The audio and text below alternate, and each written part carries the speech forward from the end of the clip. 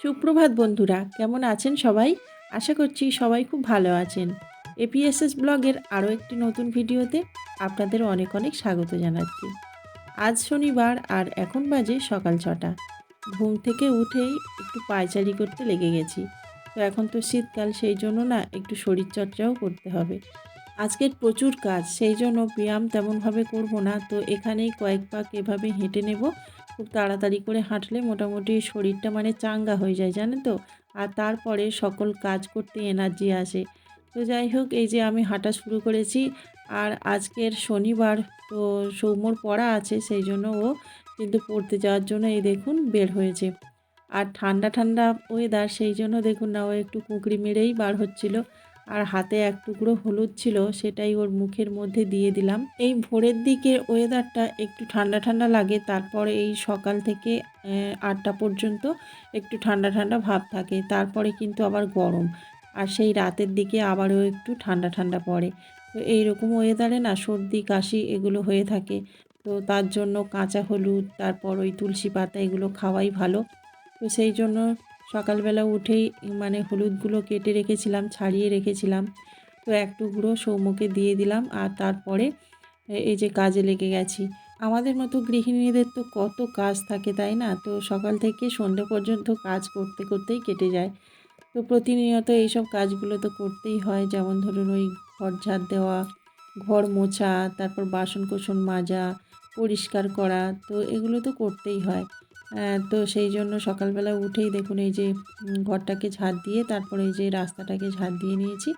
আর এখন সামনের এই পোর্টটাকে ভালোভাবে ধুয়ে দিচ্ছি। এটা তো প্রতিদিন আমি করে থাকি, আপনারা জানেন। তো সেটাই এখন করছি। বাসি কাজ করা হয়ে গেছে। এখন আমি মুখটাকে ভালোভাবে ধুয়ে নিচ্ছি। আর যে টুকরো করে রেখেছি হলুদগুলো, সেগুলোই এখন খাবো। সকালে খালি পেটে হলুদ খাওয়া নাকি খুবই ভালো। তো সেই জন্য এখন কিন্তু মাঝে মধ্যেই এরকমভাবে হলুদ খাবো। আর এই দেখুন, একদম টাটকা টাটকা বাগান থেকে তুলে এনেছিলাম, তো হলুদটা এত সুন্দর কি বলবো। তো চলুন, 2 টুকরো হলুদ খেয়ে নিলাম। আর তারপরে এখন একটু জল খেয়ে নেব। সকালে খালি পেটে জল খাওয়াও ভীষণ উপকারী।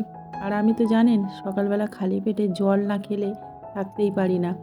তো ওই 8টা 9টা পর্যন্ত আমার জল খেয়েই কেটে যায়, তারপরে কোনো খাবার আর কি খাই।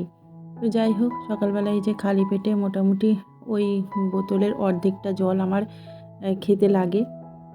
আর ওদিকে দেখতে পাচ্ছেন পাখিগুলো খাবার খাচ্ছে, তো ওটা না আজকের দিনই, ওটা আগের দিনের খাবার ছিল। তো ওরা সকালবেলা এসে খাচ্ছে। প্রতিদিন খাবার দিই, তো অনেকটা করে রয়ে যায়। আর ওখানে না থাকলে না ওরা গাছের পাতাগুলো খেয়ে নেয়, সেই জন্য আমি বেশি বেশি করে খাবার দিয়ে রাখি। তো কাঠবেড়ালিতে আগে অনেক গাছের ক্ষতি করে দিয়েছে, তো সেই জন্য ভাবলাম যে ওখানে যদি চাল দেওয়া থাকে তাহলে গাছপালাগুলো কাটে না। তো সেই জন্যই আর কি বেশি বেশি করে চাল দিয়ে রাখি। আর আপনারা তো জানেন আমার ওই টিনের চালের মধ্যে ওই লাউ গাছ উঠেছে, তো সেগুলো ভালো রাখার জন্যই আর কি একটু বেশি বেশি খাবার দিয়ে রাখি।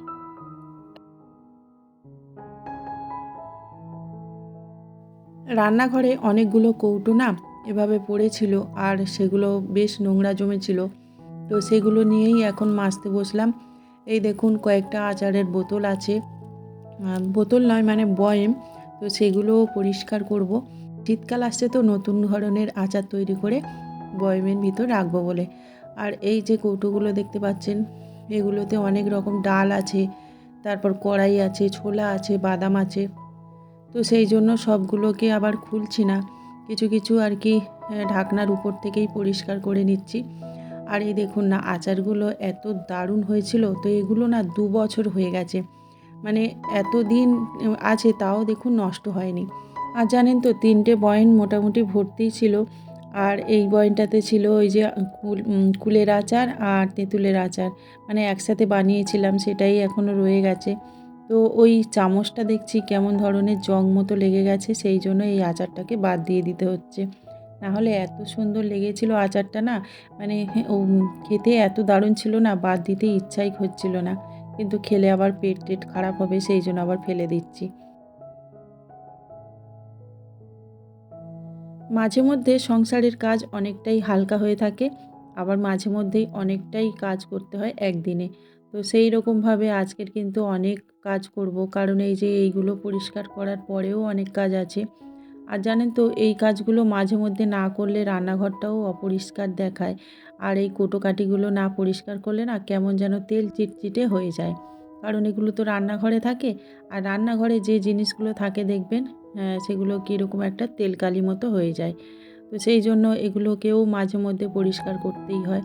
তো যাই হোক, এখন ওগুলোকে একটু রোদ্দুরে দিয়ে দিচ্ছি, কারণ রোদ্দুরে না দিলে শুকনো ভাবটা হবে না। আর এই দেখুন না, যে মশলাগুলো বা যে ডালগুলো ওই কৌটোর মধ্যে আছে সেগুলো কেমন যেন মানে ভোগনো মতো ফুটে গেছে। তো তার জন্য এগুলোকে তো রোদ্দুরে দিতেই হবে। সপ্তাহের একটা দিন এই কাজগুলোর জন্য রেখে দিতাম, সেটা হলো রবিবার। তো রবিবার আসলেই তখন ওই কোটোকাঠিগুলো পরিষ্কার করতাম রান্নাঘরের।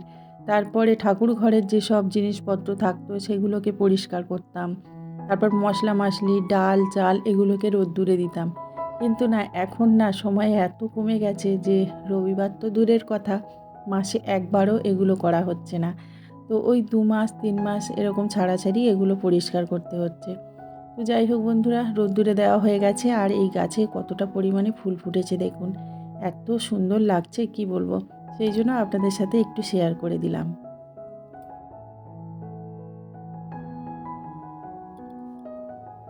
তো এখন আমি গাছের জলগুলো দিয়ে দেব, কারণ এই 2-3 দিন ধরে এত রোদ্দুর পড়ছে না, সকাল বিকাল দুবেলা করেই গাছে জল দিচ্ছি। আর গাছে যদি একবেলা না জল দিই না, তাহলে গাছটা কেমন ধরনের মানে ঝিমিয়ে যাচ্ছে। তো সেই জন্য অল্প হলেও একটু আধটু মানে গাছে এরকমভাবে জলটা দিচ্ছি। আর এই গাছটা কেনা হয়েছিল আগের দিন, তো সেটা না বসানো হয়নি, মাটির অভাবে বসানো হয়নি। বাগান থেকে আবার মাটি আনতে হবে, তো তাহলে কিন্তু গাছটাকে বসাতে পারবো। তো যাই হোক বন্ধুরা, সমস্ত গাছে জল দিয়ে দিচ্ছি।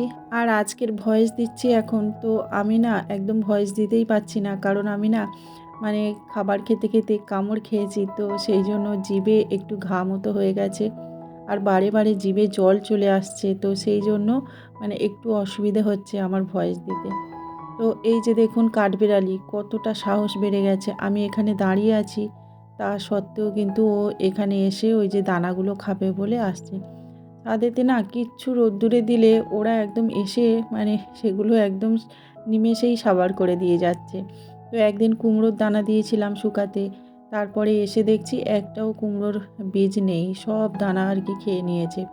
আর লাউ গাছ, কুমড়ো গাছ যা কিছু বসাই না কেন, মাটির ভিতর থেকে টেনে টেনে বের করে খেয়ে নিচ্ছে।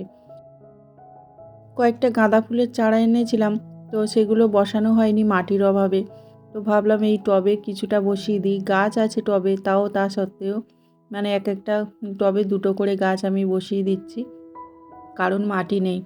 তো যাই হোক, ওই টবগুলোতে কিন্তু গাঁদা ফুলের চারাগুলো বসিয়ে দিয়েছি।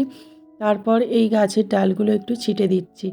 এই গাছগুলো না যত ছিটে দেব ততই কিন্তু ভালো হবে, মানে ঝাঁকড়া টাইপের হবে। আর এতটা মানে বেড়ে গেছিলো, সেই জন্য গায়ে টায়ে লেগে যাচ্ছিলো। এই গাছে কাঁটা থাকে, তো সেই জন্য এই গাছটাকে ভালোভাবে ছিটে দিচ্ছি।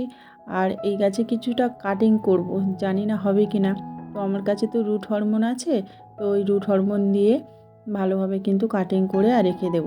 তো চলুন এখন এই যে গাছগুলোকে সাজিয়ে সাজিয়ে রেখে দিই, মানে টবগুলোকে। আর ছাদ বাগানে যত পরিশ্রম করবেন, যত পরিষ্কার রাখবেন, ততই কিন্তু সুন্দর দেখতে লাগে। আর এই সৌন্দর্যতার পিছনে অনেক খাটনি থাকে, তাই না? একটা মিষ্টির কন্টেনারে আর একটা এই যে বোতল কেটে সেখানে একটু মাটি দিয়ে আর তারপর রুট হরমোন দিয়ে ডালগুলোকে কাটিং করে বসিয়ে রাখলাম। আর এটাকে এখন রেখে দেবো একটা ছায়া জায়গায়, যেখানে রোদ্দুরের আলো খুবই কম পরিমাণে পড়ে। আর একটা প্লাস্টিক ঢেকে রেখে দিতে হবে, তো যাতে আর কি বাইরের আবহাওয়াটা না লাগে সেই জন্য। তো অনেক দেরি হয়ে গেছে, মানে এইসব কাজ করতে করতে অনেক বেলা হয়ে গেছে। নিচে এসে তাড়াতাড়ি করে রান্না চাপিয়ে দিলাম। রান্না বলতে একটু ডিম ভাজছি, কারণ সকালের টিফিন তো আমরা কেউ এখনও খাইনি। তো ডিম ভাজছি, কারণ পান্তা আছে অনেকটা। আর একটু সুজিও করছি সৌম্যর জন্য, সৌম্য সুজি খাবে বলল। আর সুজিটা না সৌভিক খেতে পছন্দ করে না, সেই জন্য ওর জন্য একটু ডিম ভেজে দিলাম। তো ও বললো যে পান্তা দিয়ে ডিম ভাজা দিয়ে খাবে, সেই জন্য আর কি।